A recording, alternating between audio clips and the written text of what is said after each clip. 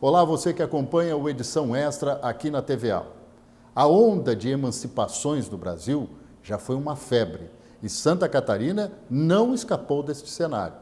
Aos últimos 60, 50, 30 anos, muitos municípios apareceram não só por questões políticas, mas também por questões regionais, que influenciavam no crescimento das populações dessas cidades. Agora, um estudo encomendado pelo Tribunal de Contas a auditores da própria Corte Administrativa mostrou um problema para aqueles municípios de menor população. Como eles serão sustentáveis? Para tratar deste assunto, nós convidamos Monique Portela, diretora de Atividades Especiais do Tribunal de Contas do Estado, e também o prefeito Robson Bach, lá de São Martinho, presidente do consórcio intermunicipal, dá para dizer, de informática, né, na gestão pública municipal, que aqui também representa a Federação Catarinense dos Municípios. E aí, prefeito? A maior aventura que dizem existir hoje no Brasil é ser prefeito de uma cidade. Isso é verdadeiro ou está fora do contexto? Olá, Roberto. Olá, Monique. Todos os nossos amigos também que estão acompanhando o nosso programa. Eu acho que é um grande desafio, mas também é uma grande satisfação, né? Você ter a oportunidade de representar a população do seu município, de tentar fazer com que proporcione melhor qualidade de vida para toda a população, é uma satisfação muito grande. É fato que muitas vezes a gente se frustra, né? E principalmente para os municípios menores, como o próprio estudo do tribunal colocou, o desafio é ainda maior.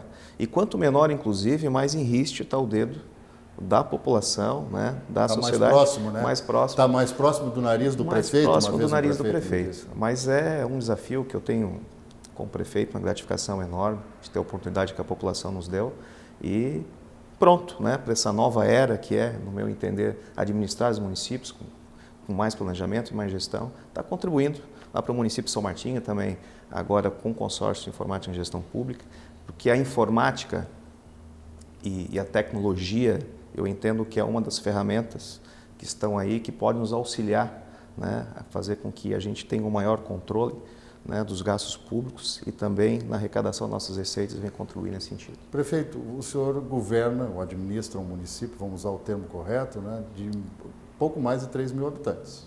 Então, 3.217.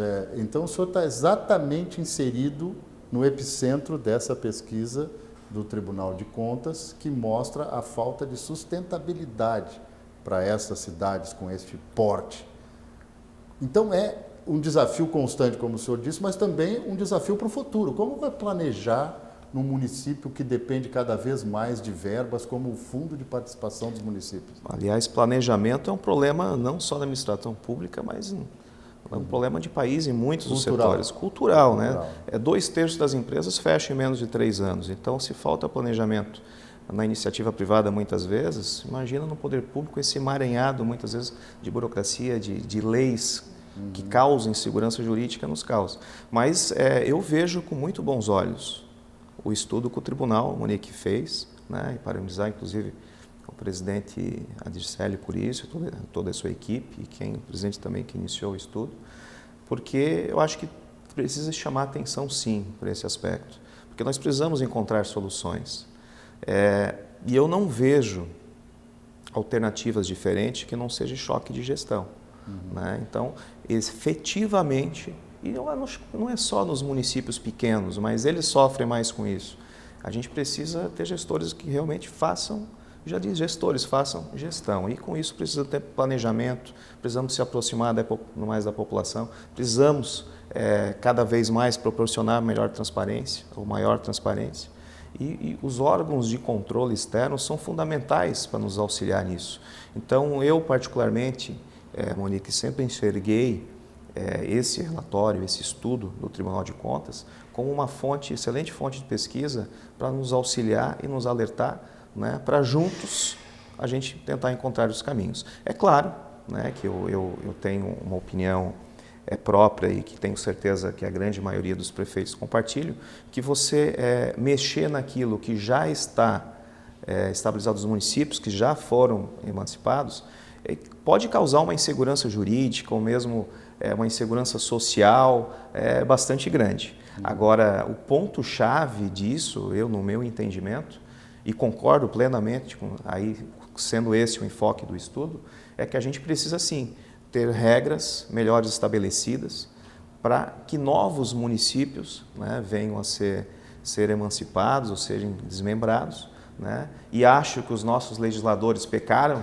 estão pecando muito nisso, que nós estamos desde 1996 aguardando, né? Agora tem a lei complementar, se não me engano, 137 de 2015, na Câmara dos Deputados, para ser votada, e vejo bem, já 2015, já estamos aguardando com ansiedade desde 1996, para que seja estabelecida uma regra geral, né, no país. E eu acho que, inclusive, esse estudo, se não foi, deveria ser encaminhado ao presidente da Câmara Federal, Rodrigo Maia, né, para que outros estados acompanhem esse pioneirismo do Tribunal de Contas de Santa Catarina, para que realmente essa discussão venha à tona naquela Casa Legislativa e que, de uma vez por todas, a gente coloque regras, né, bem claras e que sejam realmente condizentes com a realidade da administração pública hoje. Monique Portela, você participou desse estudo, da formação desse estudo, encomendado dentro da estrutura do Tribunal de Contas, e acabou que o resultado foi desvirtuado. Daqui a pouco já estava dizendo, não, o Tribunal de Contas de Santa Catarina quer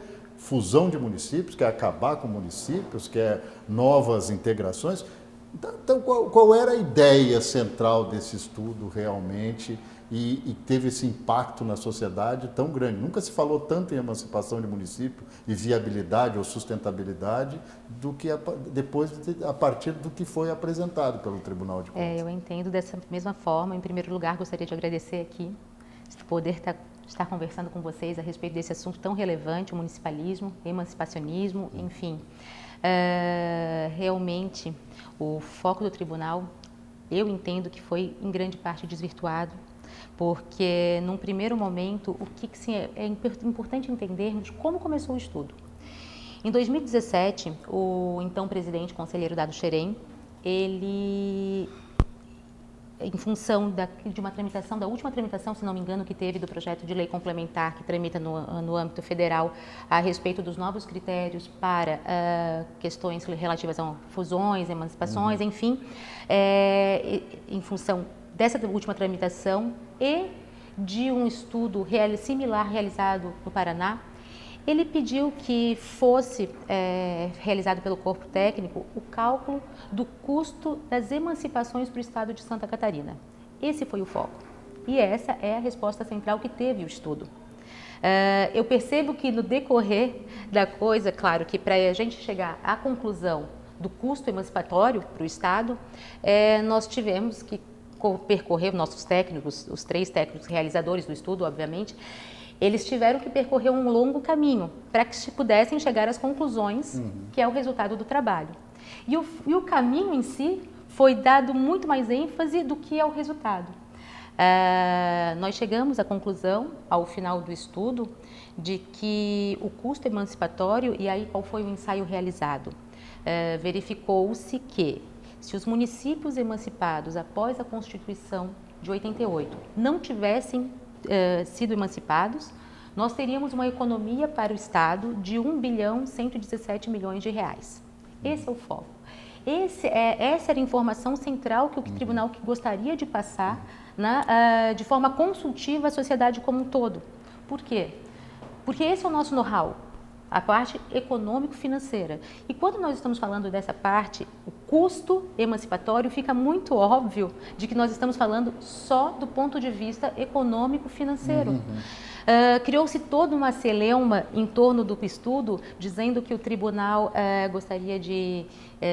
estava sugerindo a extinção ou a fusão de municípios. Não, em nenhum momento esse foi o foco. Até porque nós temos como... é muito claro para o tribunal que temos que pensar como fazer melhor daqui para frente. O que já foi. Foi consensado por quem deveria ser, é um fato legitimado. Precisamos pensar melhor, como fazer melhor daqui para frente, repito. O foco maior que foi dado, e eu recebia quase que diariamente solicitações... E eu acredito que não da maneira serena como você está falando, gente apavorada. Né? Muito sim, muito sim. E quase diariamente, prefeitos, a mídia em geral, solicitando a listagem dos municípios inviáveis, a listagem dos municípios que seriam extintos, as fusões que ocorreriam, e eu não tenho essas... Não foram os únicos. Os jornalistas também recebiam. Tu tens a lista aí daqueles municípios que vão acabar? Exatamente. Era assim que eu... E eu falei, olha, não existe essa lista. Existe sim. E é ótimo ter essa oportunidade, mais uma vez, de deixar claro que existe uma lista de 105 municípios com menos de 5 mil habitantes, onde fica muito claro que, com um estudo geral, e aí estamos falando de maneira genérica, não se adentrou na particularidade, na especificidade de cada um dos municípios. Verificou-se que, via de regra, esses municípios possuem uma despesa per capita extremamente alta, e isso é óbvio. Pouca população, pouca gente para dividir o seu custo fixo, né? É como se fosse em casa, né? Pouca gente para trazer dinheiro para dentro de casa, né? O custo fixo da casa vai ficar mais alto para todos. Normalmente, a prefeitura, a municipalidade é o maior empregador? Exatamente. Quando não é o maior empregador, normalmente. É a atividade rural, né? Normalmente é o maior empregador. Né? E até dentro desse enfoque, Roberto e Monique, eu lembro muito bem, teve um morador lá, comunidade de Rio Areia, né? Comunidade 33 quilômetros distante do centro, da sede do município. E a pessoa, dentro da humildade do palavreado dele, ele me perguntou: prefeito, é verdade que o nosso município está quebrado e vai fechar? Disse, mas homem, de onde é que tu tirou isso? Né? Nós não temos financiamentos, não estamos devendo para o fornecedor, não temos precatório vencido, tem-se as dificuldades, como você tem na sua casa, a gente tem aqui também.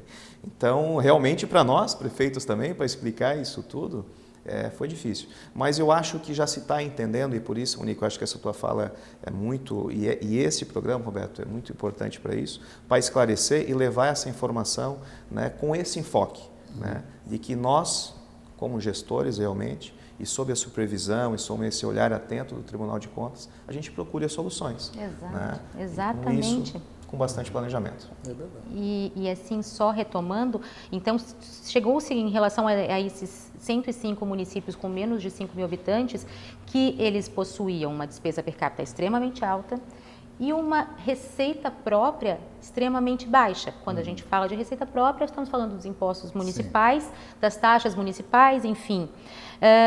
E colocando esses municípios, prefeito, até por favor me corrija se o senhor não entender da mesma forma, colocando esses municípios numa situação de extrema vulnerabilidade.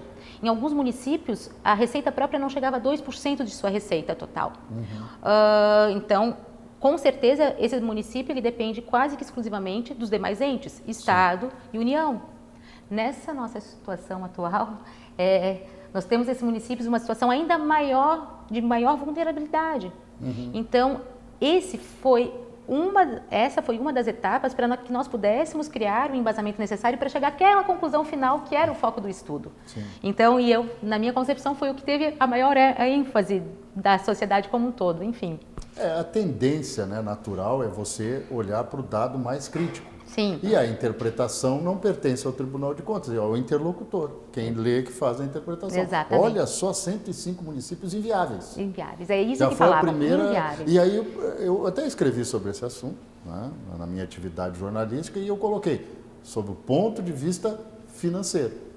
Eu ia justamente falar isso agora. Eu frisei isso, sob o ponto de vista financeiro. Exatamente. Não está se entrando no mérito cultural, questão da distância. O próprio prefeito tem uma realidade no município dele que é igual a muitos. Eu vivo há quase 50 anos em Santa Catarina, não tive a honra de nascer nesse estado, mas vivo quase 50 anos aqui e acompanhei muitas destas ondas emancipacionistas, apaixonadas campanhas, mais apaixonados do que campanha eleitoral e tal, que lá no íntimo a gente sabia que tinha muita gente que queria ser o prefeito da cidade, mas não só sobre esse aspecto, né? E a Assembleia Legislativa levou a sério, né, esse estudo do Tribunal de Contas e realizou e está realizando, né, várias audiências públicas no interior do estado.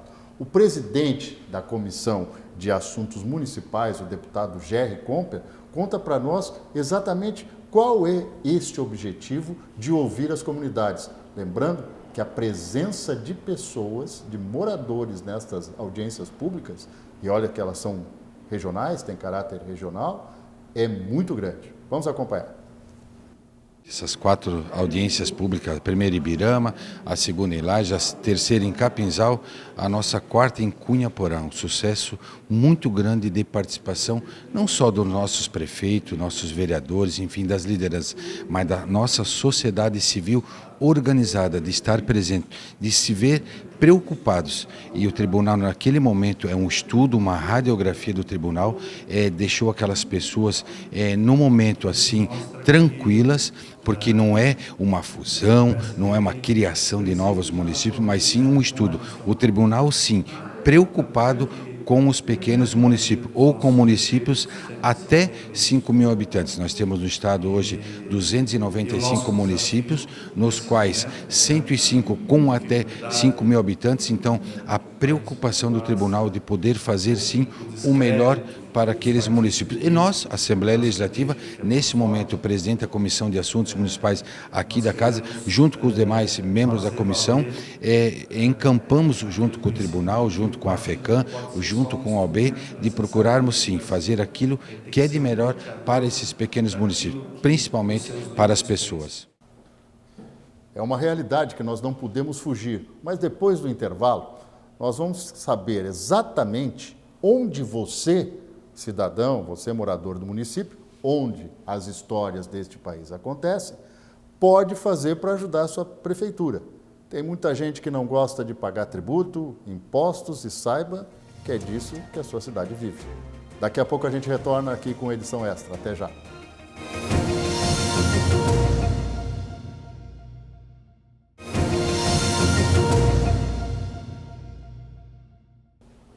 Edição extra debatendo hoje a situação dos municípios com menos de 5.000 habitantes, que foram objeto de um estudo do Tribunal de Contas para revisar o caráter da emancipação deles. Mas eu pergunto para o prefeito de São Martim, que está aqui com a gente hoje, prefeito, do que vive um município quando se fala em questão tributária? ISS, IPTU, ITBI, Imposto sobre Transmissão de Bens Imóveis.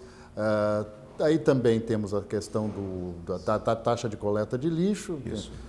E aí os repasses. Alvarás de funcionamento. Alvarás de funcionamento. Aí vem o repasse, né? O repasse do Fundo de Participação dos Municípios, que é federal. Isso. O retorno do ICMS. Mas como é que é essa realidade lá em São Martinho, que é uma realidade de 30% dos municípios do estado? Né? Isso. A realidade de São Martinho é a mesma realidade de praticamente todos, né? A esmagadora maioria dos municípios de até 5.000 habitantes. FPM em torno de 50% da receita, né? O ICMS gira em torno dos seus 20 e poucos por cento. Nós temos uma receita própria de 18,5%, não falha a memória, e isso porque nós tivemos a coragem, em 2017, quando assumimos, de fazer gestão. Né? E por que eu digo isso? Esses outros impostos da receita própria sofreram um grande impacto já há um momento, porque nós atualizamos a planta genérica de valores do município, que desde 2004 não era revista, atualizamos o Código Tributário e, aliás, esperando que o Supremo aprovasse aquela questão do cartão de crédito, os municípios novamente fizeram a sua parte e, infelizmente, Brasília não nos ajudou, estamos na expectativa com isso. E continua não ajudando. E continuamos nisso.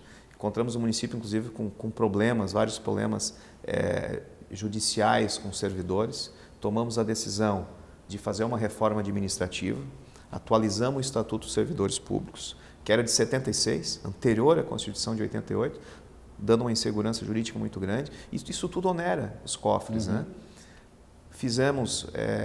Reformamos toda a estrutura administrativa da prefeitura, dos órgãos. Temos hoje, se não me engano, são 12 servidores efetivos ao todo, comissionados ao todo. E, por fim, agora, encaminhamos para a Câmara de Vereadores também um plano de cargos e salários, né? Estabelecendo essa, que também no município não tinha. E eu acho, então, o que precisa ser feito? Precisa-se ter coragem. Precisa realmente se ter coragem. E eu tenho falado para os meus colegas prefeitos, a gente precisa assumir definitivamente as prefeituras, não pensando em reeleição. Nós temos que assumir as prefeituras pensando em gestão, né? Para que realmente a gente faça com planejamento, com diálogo com a sociedade, com diálogo com a classe empresarial, com apoio dos nossos órgãos de controle, encontrar esses caminhos, porque realmente é um caminho bastante difícil, né? E que muitas vezes a gente faz também o nosso dever, mas nós precisamos também de respaldo de leis, né? Para que efetivamente a gente possa completar esse ciclo de planejamento que a gente tem iniciado. Nós temos uma lei, pelo menos, eu sempre gosto dela porque é boa para bater, né? É a lei das licitações, né? A 8666. Até o final dessa lei sugere um número cabalístico aí, muito adequado a ela, né? A 8666, ela surgiu no Brasil para estancar a corrupção. Proposta nobre. Só que ela engessou de tal maneira o órgão fiscalizador, o gestor que tem que operacionalizá-la, e não criou o ambiente que ela pretendia. Não está na hora de mudar, então, Monique Portela? Sem dúvida, acho que mas já existe todo um movimento em relação a isso, Mas anda a passos de tartaruga, né? Exatamente. Ela desempenhou o papel dela, né? Mas agora o tempo atual exige que... Mas é que ela vem no momento onde os órgãos de controle também ganharam uma nova missão na Constituição Cidadã de 1988, que foi justamente os tribunais de contas, e também o Ministério Público, nessa atuação de órgãos de controle e fiscalização. Só que ela não evoluiu, não é? Eu sei de casos de promotores de justiça, de procuradores de justiça, que têm dificuldade de tipificar pela própria lei quando se cobra alguma coisa de um município, né? Então, qual é o objetivo dela, né? Ela não cumpriu o objetivo de combater a corrupção, muito pelo contrário, né? Ela criou outros nichos, né? Ela teve esse papel, digamos assim, de instrução para fazer isso. Como é que o órgão fiscalizador trabalha com essas dicotomias? Quer dizer, ele tem que cumprir a lei e uma lei que está defasada. Então, eu acho que, na verdade, cada vez mais o órgão de controle, ele precisa agir de forma proativa, né? Como fazer melhor daqui para frente. Acho que a questão legal, sim, ela é necessária, ela é imprescindível, mas, paralelamente, eu acho que nós temos que focar cada vez mais no daqui para frente. Verificar como vem sendo feito e propor como fazer melhor daqui para frente. A questão da gestão é essencial, é fato, planejamento. Se viu o que aconteceu até agora focando apenas em leis. Não é só isso, é muito mais que isso, né? É um aglomerado das coisas. Lei, gestão, planejamento e uma mudança cultural. Isso é necessário, não só nos órgãos de controle, mas eu acho que na sociedade como um todo, né? A gente precisa aprender a arregaçar as mangas e fazer a nossa parte no todo, né? E aí, retomando a questão do municipalismo, que eu acho importante, foi justamente o foco do tribunal foi fazer o daqui para frente, né? Trabalhar a questão como emancipar, se necessário for, de maneira responsável daqui para frente e assim chamar a sociedade como um todo, cada um no seu papel, para uma discussão responsável, coerente, embasada, e aí o tribunal entra com o seu know-how, com a sua expertise, que é a parte econômico-financeira. Então nós temos aqui, olha, o custo da emancipação anual é de 1 bilhão e pouco. Até porque essa cartilha nunca foi editada, né? Foi editada a cartilha política, vamos emancipar. Exato. A cartilha de como fazer não veio no pacote. E né? não é o tribunal que vai conseguir falar isso, né? Nós todos juntos, cada um no seu papel, com a sua expertise, contribuindo numa discussão. Até para que a gente possa realmente ser pioneiro e ajudar na discussão desse projeto de lei que existe desde 2015, não tramita desde 2017, se não engano, a coisa está em stand-by, me parece que desde 2017, eu acho que foi a última tramitação. Não, e a última vez nós não podemos esquecer que foi uma ação do Supremo Tribunal Federal, aí proativa, Sim. que impediu que essa onda se perpetuasse, emancipacionista estivesse até hoje em vigor. Inclusive, até dentro de um outro vértice, dentro dessa lei, de outro assunto, mas existem problemas, inclusive dentro do estado de Santa Catarina, o meu município é um caso desse,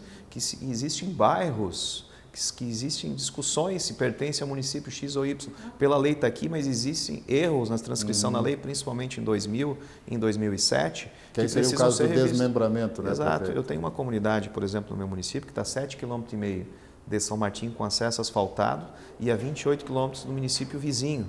Ele até 2000, a lei dizia que pertencia a este município e o tribunal e o próprio Secretaria de Planejamento do Estado já admitiu o erro, na transcrição, mas não se consegue em virtude de que não tem essa lei federal e fazer esses ajustes. Ela não é normativa, né? Ela simplesmente não existe. Então, aí a gente pega o estudo, os 105 municípios, esse número ficou na cabeça das pessoas. Qual é a instrução, ou qual é a lição que se teve disso, de uma forma prática para o cidadão? Porque o cidadão que está nos assistindo está dizendo assim, pô, a situação era pior do que eu imaginava. Né? Sempre vai levar, a tendência do ser humano é sempre levar para o ponto mais trágico, né? Não para o ponto de convergência, mas o de divergência.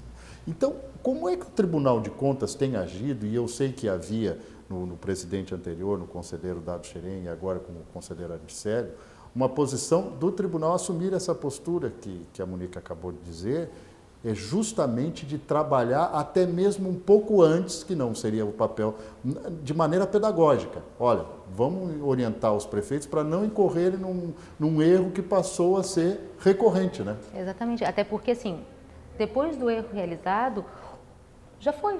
O custo já aconteceu, né? É muito fácil falar que uma ponte foi realizada da maneira incorreta, que não atendeu a legislação vigente, enfim, já foi. Diretamente, a questão de como o tribunal pode agir pedagogicamente para orientar os municípios. Agindo de forma realmente proativa, cada vez mais próximo ao gestor, e isso já vem sendo feito, é perceptível, eu entendo, a olhos de todos. Esse estudo é um exemplo, nós temos uma série de outros trabalhos similares em andamento, para que possamos dar a nossa contribuição nessas discussões, sejam elas quais forem os assuntos polêmicos, nesse caso, como o emancipacionismo, o municipalismo. Nós precisamos, sim, dar a nossa contribuição com o nosso know-how, com a nossa expertise, e acho que, a partir do momento que nós já a gente vem participando das audiências públicas, né, para desmistificar toda a discussão, todos os erros de entendimento ocorridos no decorrer do processo. Já foi realizado também eventos no tribunal relativos ao municipalismo. O ciclo de estudos é importante. O ciclo também, com certeza. Então, tudo isso a gente vem fazendo para estar mais próximo e poder articular com o todo, com a sociedade como um todo, para que a gente possa contribuir juntos e de uma maneira interativa. O prefeito ele tratou de um assunto no início ali sobre a questão da necessidade do administrador, do gestor público, ser esta figura, gestor, o que traz muitos, digamos assim, problemas políticos dentro do município, né? O cara agora é prefeito, virou ditador, a gente não pode mais fazer isso que a gente sempre fez.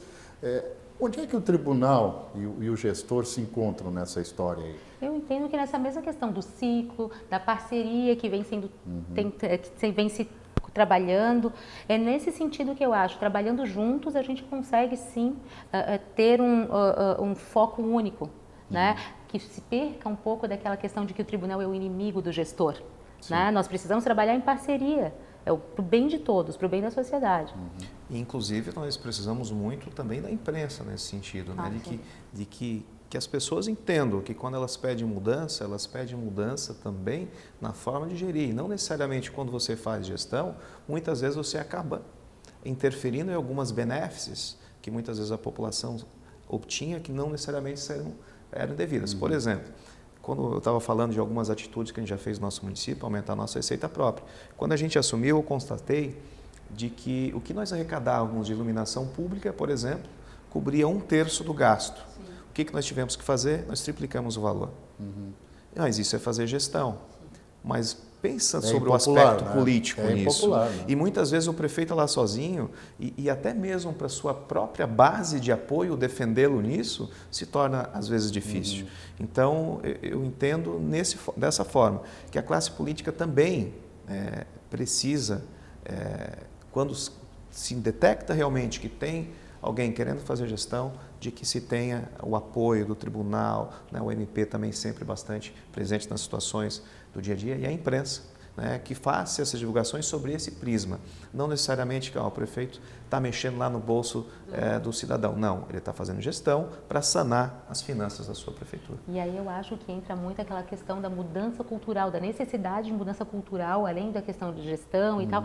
A mudança cultural. E a partir do momento que se vê o resultado do trabalho empregado, realmente as pessoas começam a acreditar e verificar que aquilo é o caminho. Mas eu coloco uma questão para vocês, que é mais do que geopolítica, mas ela também é histórica.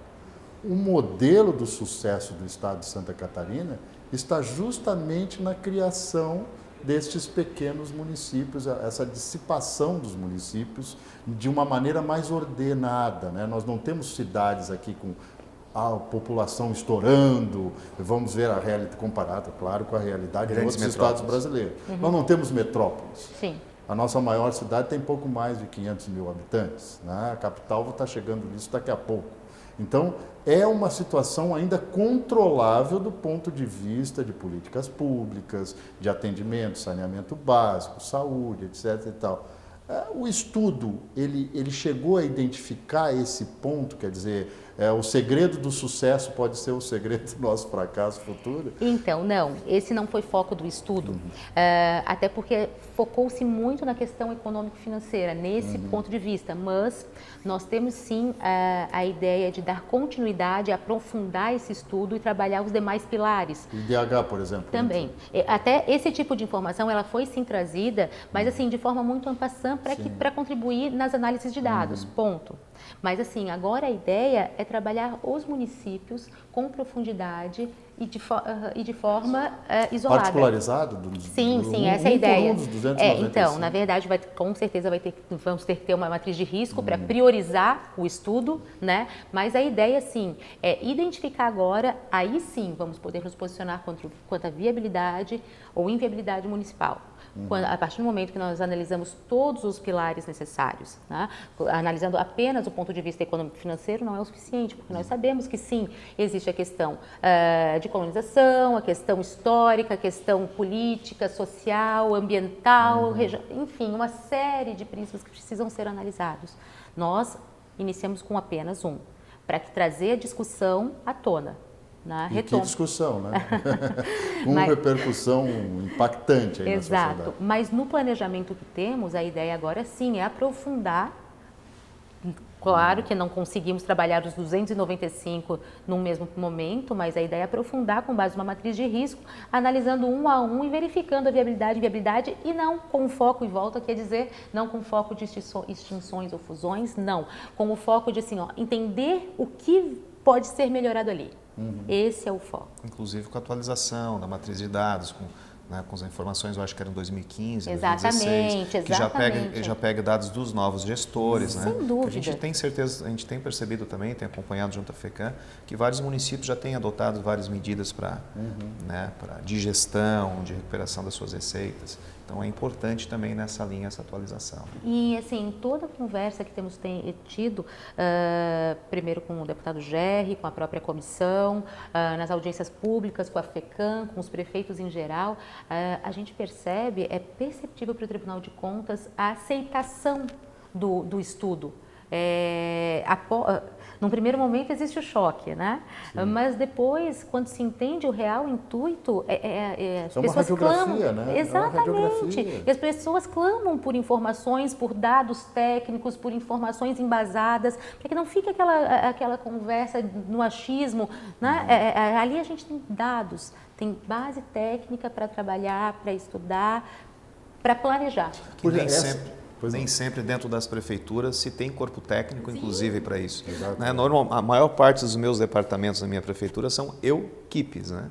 Ou seja, eu tenho uma pessoa na licitação, uma pessoa no setor de pessoal, uma pessoa na tributação, então a equipe realmente é bastante enxuta. Né? E aí, essa é uma das formas que o tribunal pode atuar de forma proativa, como você tinha me perguntado antes, né? É uma das formas, auxiliando naquilo que lhe cabe.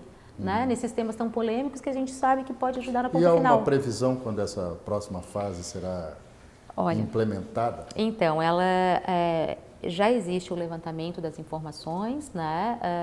Só que é um trabalho bastante profundo, então nada vai estar disponível antes de 2020, isso é fato, né? Porque é um trabalho bastante profundo, longo, é um estudo que tem que ser muito responsável, muito embasado, porque qualquer informação equivocada que se lance, ela pode causar um grande estrago.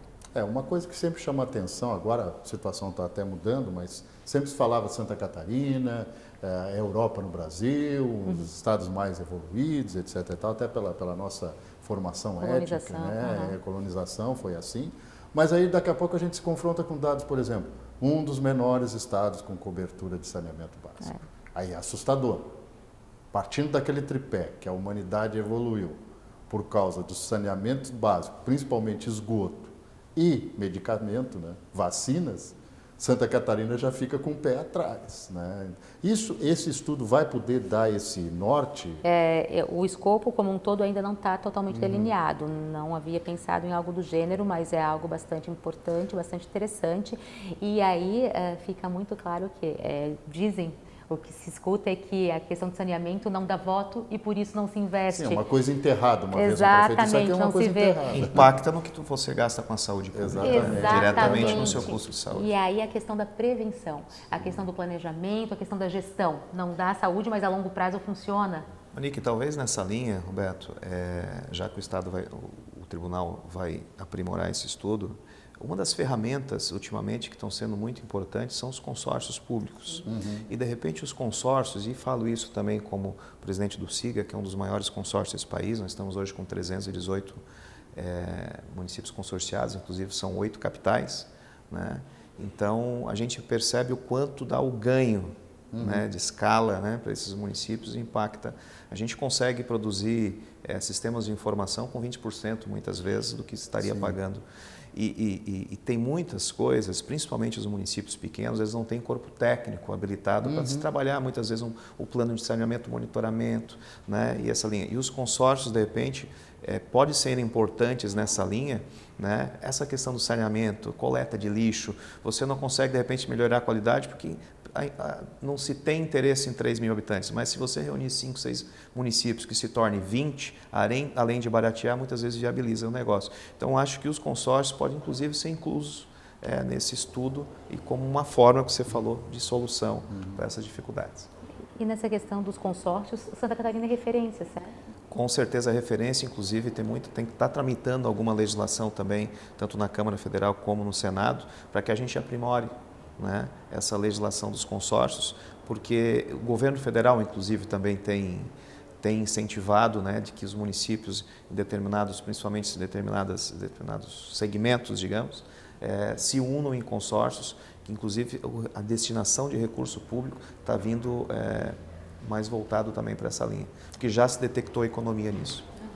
Na sequência do Edição Extra, a gente vai tratar de todas essas mudanças necessárias, algumas culturais, outras de gestão, diante do seguinte cenário: reforma política, reforma tributária, reforma da Previdência. Durma-se com um barulho desse. Daqui a pouco a gente volta aqui no Edição Extra. Até já.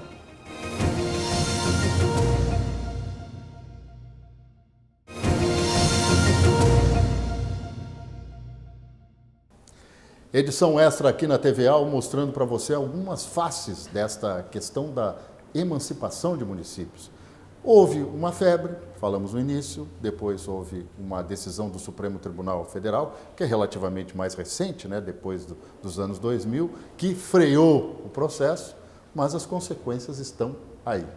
Nós falávamos antes sobre a questão desse consórcios, né? Consórcios, uma saída para os municípios, até para alguns casos se fala até na possibilidade de estados, né, constituírem consórcios, até o nome do conselho que hoje reúne Santa Catarina, Paraná, Rio Grande do Sul, São Paulo, Minas Gerais, Espírito Santo e Rio de Janeiro, está dentro desse conceito de um consórcio, de um grande consórcio, para se constituírem pelo menos alguns estudos. Como é que funciona o SIGA? Ficou uma dúvida no ar aí, o telespectador deve estar nos perguntando isso. Então, o SIGA é o Consórcio Informático na Gestão Pública, né? São 292 municípios do estado de Santa Catarina já estão consorciados. Ele surgiu em 2000. Faltam 3. Então, gostaríamos, dentro da nossa gestão, que se finda agora em janeiro, que viesse a se incorporar. E ele já está aí também em outras 23 cidades, também falha a memória, no país. Tem agora a Receita Federal, inclusive, está indicando o consórcio SIGA como uma referência na questão do Simples Nacional, para que as prefeituras, o sistema que a gente lá tem para oferecer, para que as prefeituras façam acompanhamento da sua arrecadação. Né? Então, é uma forma que você tem de simplificar o custo né, das prefeituras. Porque ao invés, por exemplo, né, de você fazer os processos licitatórios todos individualmente lá, você pode fazer um só e aí você propaga, né, para todos os demais municípios poderem aderir. Então, o consórcio tem crescido muito por isso, né? E a gente está, e é um dos poucos consórcios de informática que se tem no país. Mas nós temos em Santa Catarina famosos consórcios de saúde que têm dado muito certo. Inclusive, licita-se medicamentos já junto. Né? Nós fizemos agora, recentemente, na nossa associação do município, na Murel, pelo consórcio de saúde, nós economizamos 27% a menos no valor de medicamento se tivesse feito individualmente.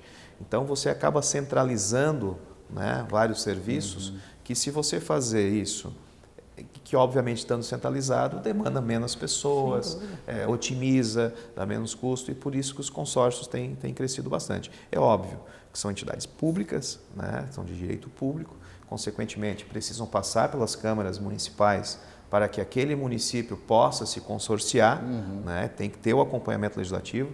Ele não está imune das legislações que as prefeituras têm, precisa ter o seu portal de transparência, né, precisa adentrar nos consórcios, precisa também através de concurso público.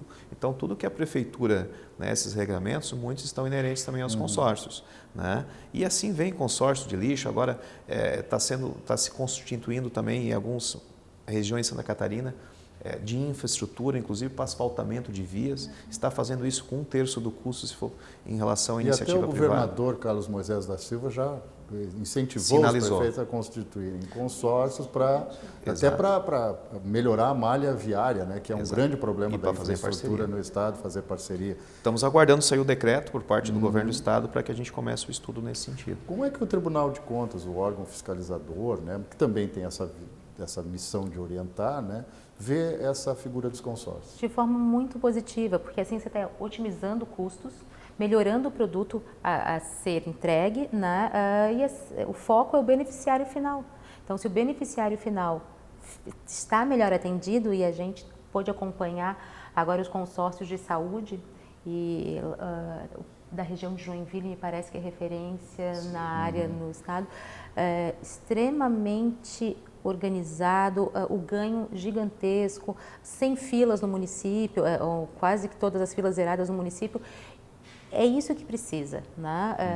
A articulação, uma boa gestão, otimiza custos e melhora para o beneficiário final, e é esse o intuito. Sempre com transparência que o dinheiro público precisa, sem dúvida, e o respeito precisa ser dado. E aí entramos nós para acompanhar e gerir esse tipo de coisa. Inclusive a gente encaminha também para o Tribunal dos Consórcios as informações. Seria uma maravilha se não tivesse um ente chamado União, né, que ajuda os estados e municípios, é o que eu chamo de governo âncora, né, ele ir para baixo, né, ele enterra de uma vez.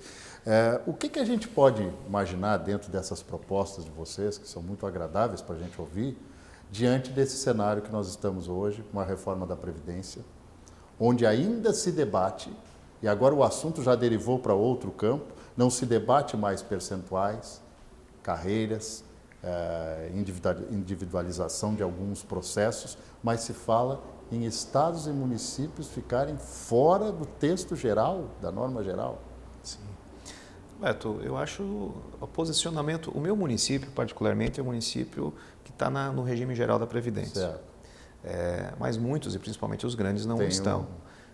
A FECAM, regimes próprios. Né? Exatamente. E a FECAM, o presidente Juarez tem sido muito enfático nisso, inclusive levou já esse recado para a bancada catarinense, de que a FECAM é contra, né? Acho que se está se discutindo isso, tem que se incluir os estados e municípios nessa discussão, certamente, porque também não é só a União que é um órgão fictício, os problemas acontecem, são nos municípios. Exatamente. É onde está. Onde se gera riqueza. Onde a né? pessoa mora na rua tal, no bairro tal, no município tal, os problemas. Tem CEP. Tem CEP. Os problemas estão ali. Então, eu acho que tem que se resolver. Se for para discutir, é um assunto realmente bastante polêmico, tem que ser muito bem discutido, analisado pela sociedade, mas não dá para se discutir isso só sobre o que vai, sobre o aspecto da União.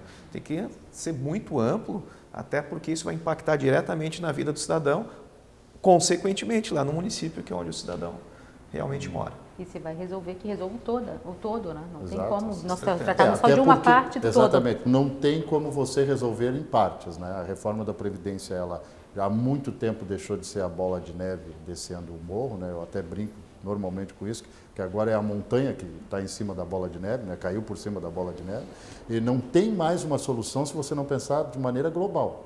Se você particularizar o assunto, principalmente em torno dos regimes próprios, né? Não toca. Claro que tem atividades que merecem atenção especial, mas não pode se particularizar tanto assim, né? É uma situação muito delicada. Santa Catarina saiu na frente, né? Em 2015 aprovou uma legislação estadual que avançou na questão da previdência pública, mas aí também diante do regime próprio, não era de um regime geral, e agora precisa fazer ajustes também. Nos municípios, o senhor está dando dado do regime geral, para quem não entendeu, a Prefeitura de São Martinho está com a previdência dela dentro do escopo do INSS. Isso que significa regime geral. A gente tem que explicar, elas não expliquei que IDH é Índice de Desenvolvimento Humano, né, lá no outro bloco. Essas coisas parecem... Então, é salutar isso, porque você entra, você incorpora. Lembrando sempre que quem colabora com a Previdência, quem desconta para a Previdência, está pagando a aposentadoria e as pensões de quem já tem o benefício. Não está fazendo uma poupança para si, viu? Isso eu faço questão sempre de lembrar, porque há uma distorção em relação a esses assuntos. As pessoas ficam... Por isso que se fala na criação de um fundo, onde as pessoas poderiam contribuir para fazer essa poupança, aí sim, para o benefício delas. Onde foi implantado não deu lá muito certo, mas é uma proposta, né? O que a gente pode entender dentro desse contexto também, desta famosa reforma tributária, que está mais escondida do que segredo de senhora falecida aos 80 anos, e que o Congresso está apressando terrivelmente e que quer simplesmente federalizar o ISS e até o ICMS. Que coisa boa, né? Então, isso tem nos preocupado bastante, foi um tema, inclusive, que foi levantado na última reunião dos prefeitos na FECAM, uma reunião extraordinária. Inclusive, o secretário de Fazenda de Joinville esteve presente, deu uma explanação muito boa, né, a respeito, lúcida a respeito desse assunto. Todos os prefeitos saíram muito preocupados. Por quê? Porque isso está a ritmo frenético, caminhando dentro do Congresso Nacional. E está se discutindo, se falando apenas da reforma da Previdência. Mas a reforma tributária, da forma que está sendo articulado, ou lá escrita, digamos assim, o que está se querendo aprovar, principalmente os estados produtores, e aí não preciso dizer que Santa Catarina vai ser um dos principais estados afetados com isso, vai impactar diretamente, e não é só, Monique, nos municípios com menos de 5 a 10 mil habitantes, também nos grandes. Por quê? Uma das situações que está sendo tratada, por exemplo, dentro do Código Tributário, é que a distribuição não se dê, passe a se dar pelo consumo, não mais pela produção. Obviamente que isso vai impactar, né, nos estados produtores. Pegamos como exemplo Joinville, nossa maior cidade do estado de Santa Catarina.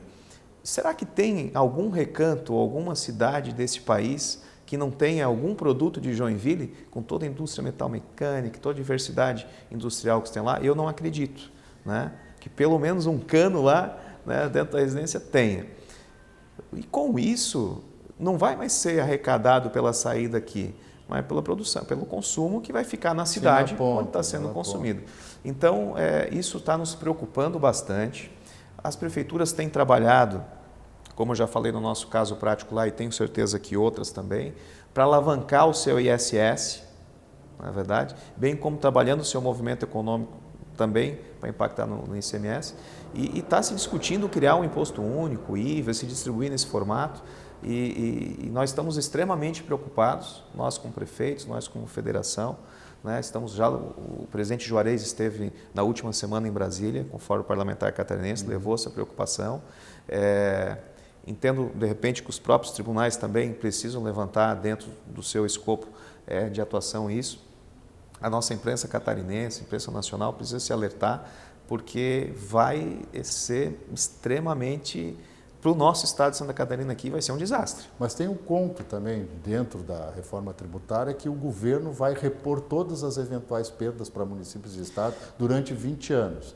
Não dá para acreditar. Aí nós estamos a Lei Candir até hoje está aí. Exatamente. Né? O maior calote da história desse país. E a necessidade é imediata, né? Quando foi feito o piso nacional dos magistérios, que eu particularmente acho até que os professores, obviamente, teriam que estar ganhando mais, mas quando foi criado, por exemplo, o governo disse que não estaria subsidiando essa diferença. Até hoje não recebemos nada. É difícil receber recurso do governo federal que não sejam aqueles já históricos, carimbados. Né? Você tem o programa Saúde da Família, a estratégia do Programa de Saúde da Família. O que se recebe hoje não se cobre mais 30%, 40% da demanda. Né? Então, essas tabela do SUS está até hoje aí para ser atualizada, isso tudo vem onerando. Mais 10 anos, que nos penaliza em Santa Catarina justamente porque nós temos uma população equilibrada. Né? Então, a nossa população não cresce na proporção das outras. Né? Então, ou a gente trata isso na discussão, na lei, no início, com bastante ênfase e tal, porque depois, infelizmente, o governo, a União não tem mais crédito conosco nesse sentido. Mas se sobrou sentido. alguma coisa por alguns alaridos que foram criados até pela própria imprensa, que estava dormindo nesse assunto, é que nem sequer a comissão especial desta reforma tributária chegou a ser constituída ainda. Só vai ser feita depois da análise da reforma da Previdência. Então, eu acredito que alguma boa alma, muito generosa, acordou e disse, não, segura isso aí, porque isso aqui é uma bomba de efeito retardado. Né? Então, é um cenário que também a gente tem essas dúvidas, mas também é um cenário de mudança. Né? É um cenário que o eleitor em 2018 pregou mudança, né? De uma maneira geral, não só nos parlamentos, também nos cargos executivos. Então, a hora para ousar e fazer as mudanças. Qual, na opinião de vocês, seria mais necessária hoje, além da reforma da Previdência, além da reforma tributária, reforma política nem se fala, porque aí é um outro contexto. O senhor é a favor da unificação do calendário eleitoral e da eventual prorrogação do mandato dos prefeitos? A gente, como prefeito em exercício, de repente estaria sendo imparcial, né? Mas eu tenho que admitir que sou. Eu sou por quê? Porque acabaria a reeleição. Acabaria a reeleição e o que ocorre? Você tem eleição de dois... Eu não vou nem pelo prisma que a gente começou, que é o foco aqui, que inclusive é um dos assuntos que é realmente economia, né? Está se falando em 16 bilhões de economia, caso a eleição seja unificada. Mas você chega no primeiro ano, né? Eu, inclusive, era vice-prefeito, já tinha um certo know-how, mas o prefeito novato chega o primeiro ano, até ele se estabelecer a equipe, o primeiro ano, e você ainda trabalha com orçamento do anterior. Chegou o segundo ano, você já tem a eleição da União e do Estado, deputados, senadores e tudo mais. O país chega a partir de abril, trava, você não tem mais como receber recursos, não pode firmar convênio, não tem mais. No terceiro ano, que é onde você consegue, né, de repente trabalhar, porque o quarto você está novamente travado por causa disso. A eleição de 2 em 2 anos, além do problema financeiro, ele é um problema de lógica, né? Quer dizer, você para o país de 2 em 2 anos. Isso. E não é para assistir Olimpíada nem Copa do Mundo. E né? ao mesmo tempo vem naquela vertente, Roberto, que eu vinha colocando, de sermos eleitos para fazer gestão. Não é fazer gestão sem se preocupar com a reeleição. Deixar que a reeleição seja consequência de uma boa gestão. Mandato de 5 ou 6 anos? Eu acredito que 5 anos já estaria de bom tamanho. Já melhoraria. Bom, gente, o nosso programa já está terminando. Muito obrigado pela participação da Monique Portela, ela que é diretora de atividades especiais do Tribunal de Contas do Estado, do prefeito Robson Bach, lá de São Martinho, que é presidente do importante consórcio de informática na gestão pública, o SIGA, com C, tá? Consórcio com C, né? Não com S, mas a sigla é interessante. Agradecemos a presença de vocês que nos acompanhou. Mande sugestões para a gente. Entre lá no site da Assembleia, da agência Lesc, lá da TVA, e mande sugestões para a gente também sobre temas que você gostaria de saber sobre a sua cidade, sobre o seu estado. Este é um dos nossos objetivos aqui do Edição Extra. Um grande abraço e até a próxima oportunidade.